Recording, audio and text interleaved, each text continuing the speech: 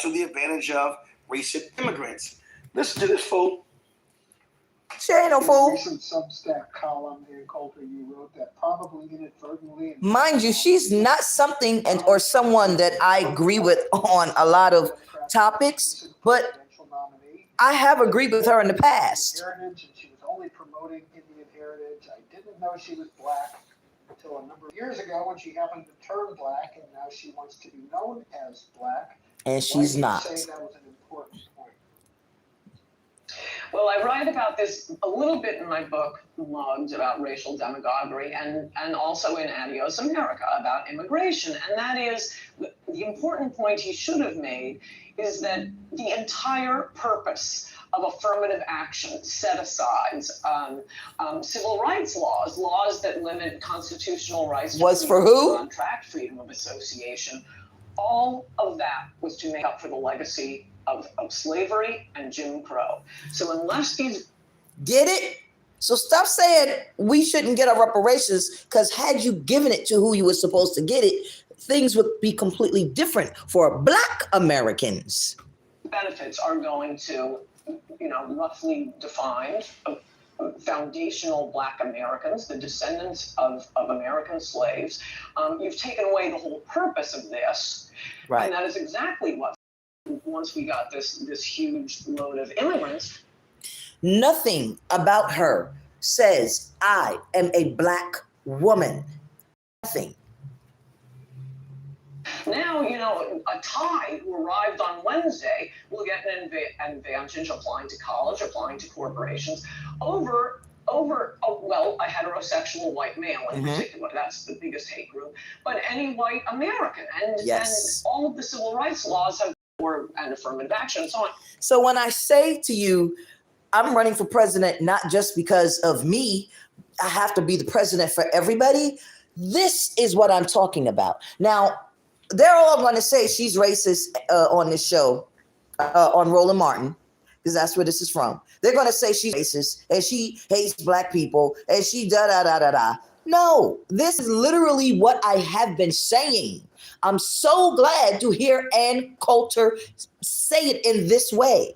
Because yes, those 1964 Civil Rights Act was to for anybody who was an American, even if you were an immigrant and you migrated here, it included you later on. But the purpose was for those who were here. And then as time moved on, the white class separated. There became the poor white class who was lumped in with the Black slaves, the descendants of the Black slaves. And there was the rich class. And that gap widened and widened and widened. Now, I guess in the last 20 years, you have immigrants from all over. And I stressed when I was running for president, when I was out running for president last few months, this is not about people from Venezuela. They are from everywhere, not just India, not just Asia. They're from all over. Have been twisted into just anti-white hatred and open, egregious discrimination. So to make the point that Kamala isn't a foundational Black American. I'm always pointing out to Black people, hey, have you noticed Indians are getting all the good diversity jobs? What do we do to Indians? We didn't enslave them. And most of these immigrants coming in, most are from 90% of legal immigrants are from the third world. And mostly we've just run around saving them from earthquakes and tornadoes and coups and starvation. Right. And, they owe us. We don't owe them. But dig it right there.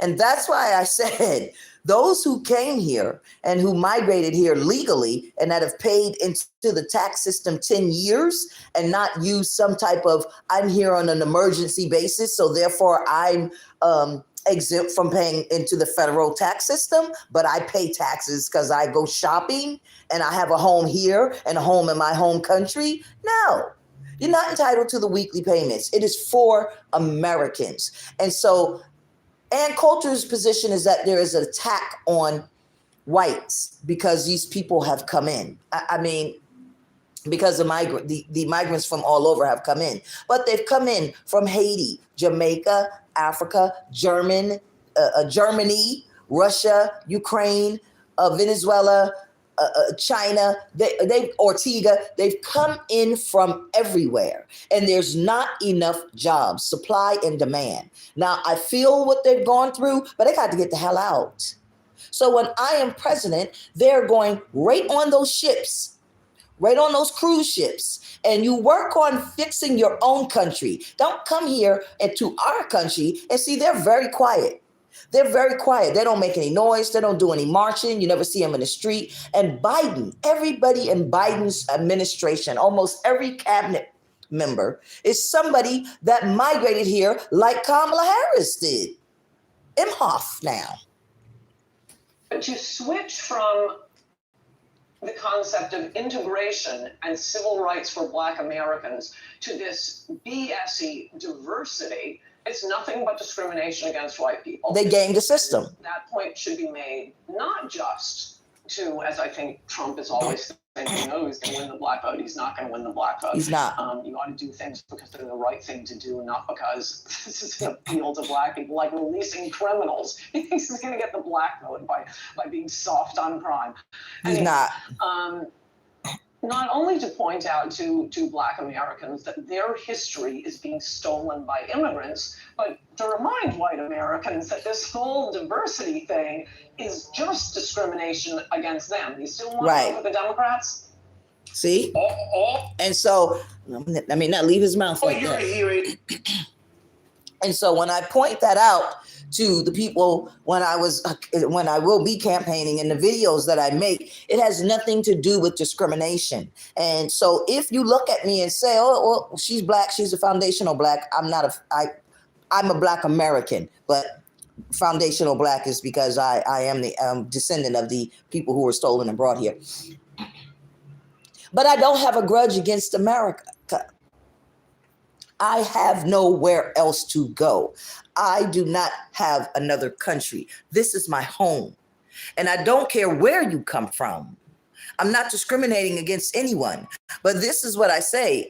If white people are going to refuse to vote for me, you're going to keep losing your stuff. Your little cushy jobs that you got, your six-figure jobs, they're going to be gone. Why would they pay you 6 figures? Why would they pay you 7 figures when these people are coming in? They're working twice as hard because they don't want to stay where they're at, and they are gaming the system. And you all are out there voting for Kamala Harris instead of Golda Harris. You get what you deserve. We need weekly payments. I need people released and pardoned from prison who qualify. Not just any old buddy that's sitting in prison still being a hellraiser. I'm talking about people that have been in prison, that have been in there long enough, that has paid their debt back to society and has said, you know what, now that I'm older, now that I'm more calm, we need to get these people out of the prison system, especially if they have not murdered someone. And we need to put them back into the workforce. But I mean, maybe sometimes I say things and it's like, how was she to say things? Well, she's been to all types of colleges and schools and on the news. And she said literally the exact same thing that I said. I can say it because I have worked, because I've had a company, because I've been on the board of trustees, because I've managed millions of dollars as a board of trustee member, because I have personnel management experience. So that's why I can say it. It's really up to you guys, America. It is up to you. But I'm telling you, you're going to find yourself in a position where the things that were available to you, the YouTube income that was available to you, it's going to be cut. It's going to be cut with Donald or with Kamala Harris-Emhoff. It's going to be cut. Why do we have money to fund every country, but we have no money to invest and fund our American citizens? It makes no sense. And every time you guys go out there and keep voting for these people, you do yourself a disservice. Well, as I say, I have things to do tonight. So at some point, you got to cut politics off. It's time. What time is it? Yeah, it's 7:30. So I'm done with politics for today. Enjoy the rest of your day. Have a good day.